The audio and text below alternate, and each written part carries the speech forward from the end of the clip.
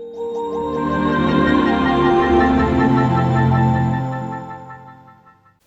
so it's going to be a quick video on how to fix an MGZR 2 litre turbo diesel unresponsive throttle fault and the high idle RPM, which of course when you push the throttle doesn't move, it just stays there. And there's also a serious engine management light fault which come on. This is my new car as well. I've had this about 2 months now. I've done 5,000 miles in it since I've owned it. So, and I think the fault was partly because of an error of mine when changing a headlamp over. But I'll show you where I found the problem. So you see serious engine management fault. So we try to rev.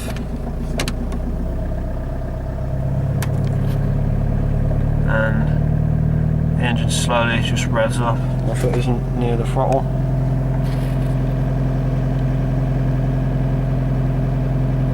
And it'll sit around there and it will build up a little more to about 1.8k. And that's all it'll do. So, this actually broke down on me when I was at Asda at a car meet, but I fixed it temporarily.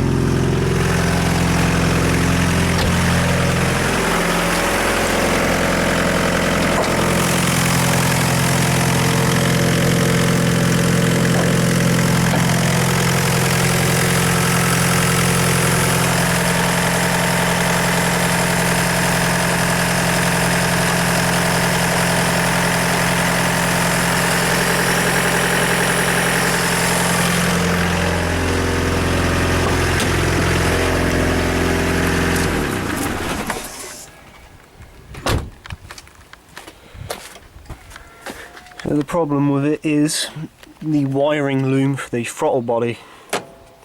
Basically this is the accelerator cable. When you push that, it pulls this latch over. I think it's a potentiometer or something. It tells the engine to rev up. Now, as you can see, I've stripped some of the sheathing off. So it was already partly stripped off. Now I had to remove the power steering pump to change that headlight the other day, and I think I might have damaged the wire, but it's pretty tight in there anyway, so it could have been rubbing against these other two. That's actually a hose, that is. So that bolt is also missing, but that was something that happened at a garage, but I'll sort that. So take the power steering pump out, and we've got to get access to the wire loom for the accelerator. Now, this wire is obviously broke. I stripped it off with a lighter last night, and this one's a bit frayed, so I'm probably going to cut that and resolder it as well. So, yeah, I think that's the only problem. Well, it is the only problem, because with that wire connected it works normally. It's an old Rover 2 TD20 or something engine, or T20, whatever. Big old induction kit there. So I'll show you what you need to do this. Fairly easy. You're going to need a soldering iron. Now, as this is quite a tight area, I recommend you use a portable one like this rather than one with a wire, because with a wire in the way it's going to be a lot harder. These are shit for working on electronic circuit boards, because they just are. Never work on an electronic board with these, but any old wire, these are good for the job.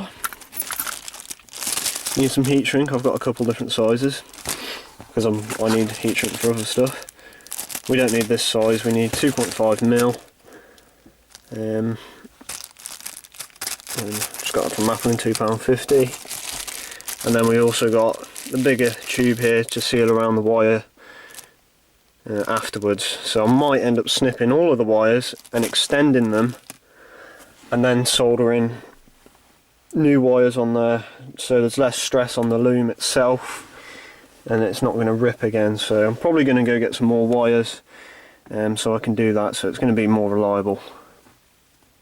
So you need a pair of snippers as well to cut the wire. Wire strippers always come in handy. Phone's ringing, so I'll do that now. Alright, so I've been able to strip the wiring loom down and then pulled it through a bit further and remount it behind the back of the pump.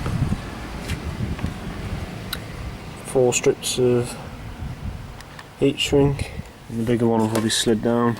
So we're going to solder those wires together now. So there we go, got them all soldered. Just got to get the heat shrink on now, and it should be job done. So there we go, that's the wire loom sorted. Time to try it out.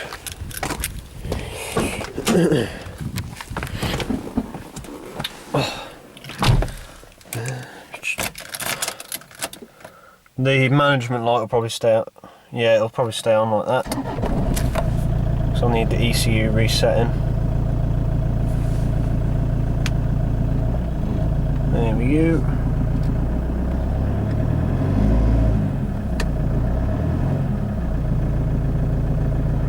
It's sorted.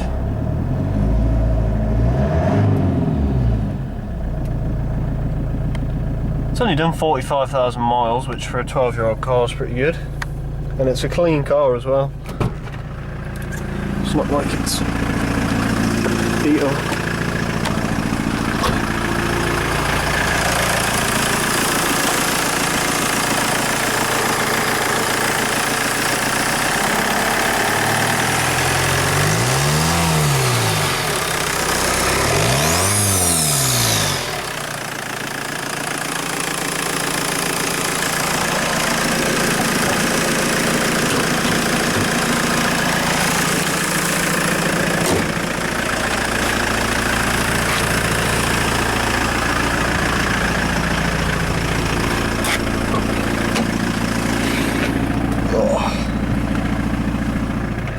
So yeah, there we go.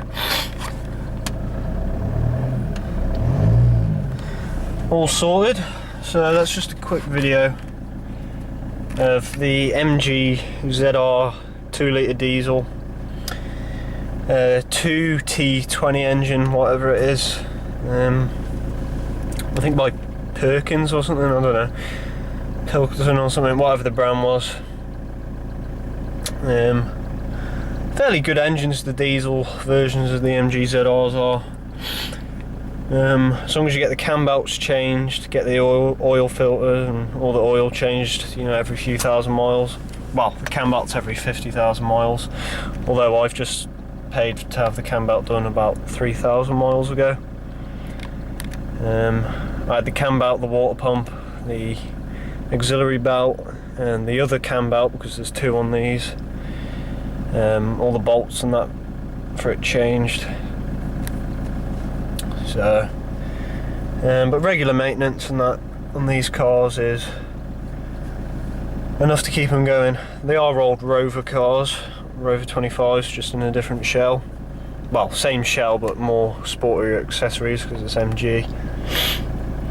Apart from that, these are reliable cars. Even saying that, the petrol ones of these, even though they do have their own problems with the head gaskets and the sensors and whatever on them, on the K-series ones, they're fairly reliable cars as it is. And the phone's ringing again, what? It's gone. Oh, there it is. Yeah, but they are fairly reliable cars. Even the K-series ones are. You just have to get the head gasket done and the cam belts and the sensors and that changed every so often, and they will keep chugging along. And for a 12-year-old car as well, this thing hasn't started rusting yet either, because it has low mileage and it has been taken care of. But these do rust on the wings, and that's pretty much, and the wheel arches as well, but that's pretty much the only places they rust on the bodywork. The bodywork on these does hold up nicely. The metal was galvanised before it was sprayed, so the only other shit part about MGs is the fucking wire loom in them is horrendous. I've had to fix the wire loom for the boot, and where else do I have to fix it? Oh yeah, just then in the engine, and I've also had to fix it somewhere else. So I had to fix the fucking ECU module, which is under here, the body control module. So I just left it hanging out. It's supposed to be mounted up there, but I couldn't get it back up. I had to change 5 relays on that, because one of the relays was failed, and I've never had a relay fail ever, but I have on my car because it's a Rover. The relay for the central locking had failed, and the car wouldn't lock anymore. It'd unlock, but it wouldn't lock, and that's because the relay has 2 latches in it. One unlocks the car and the other locks the car, and then there's a super locking relay which turns the immobiliser on, and the other relays control the windows and the wipers, which I changed all 5 at once because I didn't want to have to change one. Then a few weeks later the other failed, so I just changed all 5. Again, you need good soldering skills to be able to do that. So apart from that, there's the only other thing I need to do on this car is change the exhaust because it's rusted. That's the other thing that does commonly rust on these. And the passenger side I'm getting resprayed, and the reason for that is because it's scratched up and a bit dented. I want to get this car looking good.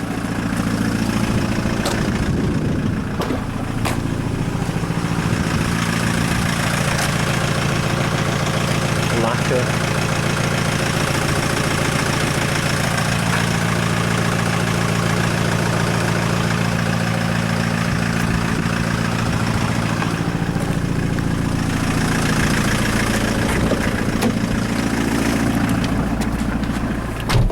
So yeah, I'm going to get the passenger doors resprayed,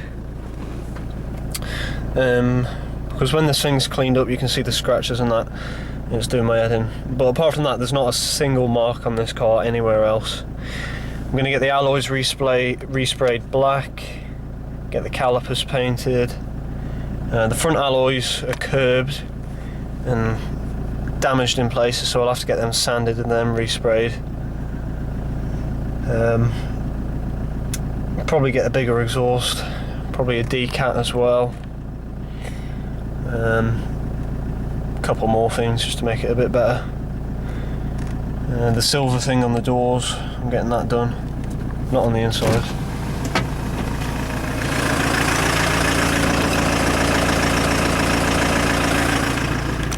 A little silver thing there, I've actually got the parts to do that now. It says MGZR, but it's faded off. I'm going to get that done. Changed all the MG badges on the outside because they were fading away as well. And just need to get the bloody ECU reset now. I suppose I could just disconnect the battery for an hour or so in hope that it might reset the ECU, but probably not gonna. But yeah. Overall, these are fairly good little cars actually. I paid $550 for this, so it's an alright. 12 months MOT left as well. Well, 11 months now. Well, actually 10 months. But for what they are, the diesel ones of these, they are fast little cars, like little pocket rockets. And I've had a few people pull up next to me thinking, oh, he's in an MG, and then I've just wrote them off. So they are fairly nippy little cars. And if you drive them right, give them time to heat up, they will last. Especially the petrol ones. Even though this is a 2 litre turbo, and stock it only has 115 horsepower, I'm going to hope to get this car to about 200 horsepower in the next year or so when I'm finished playing with it. But the petrol 1.8 variable valve control VVC ones of these cars actually have 160 horsepower stock. So, but either way, this thing is nippy for what it is. It's a small car, bigger engine, so the weight ratio of it sort of evens it out. So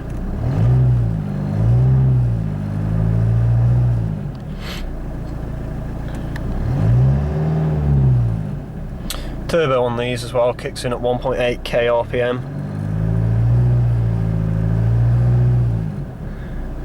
If the if the MAF sensors failed, it doesn't kick in until about 2.5k, but luckily my MAF sensor's working fine. So yeah, thanks for watching, and probably not going to be doing any more TV videos as well. Sort of winding down on the TVs a bit. I might do the odd one here and there, but yeah, that's going to be it. So thanks for watching.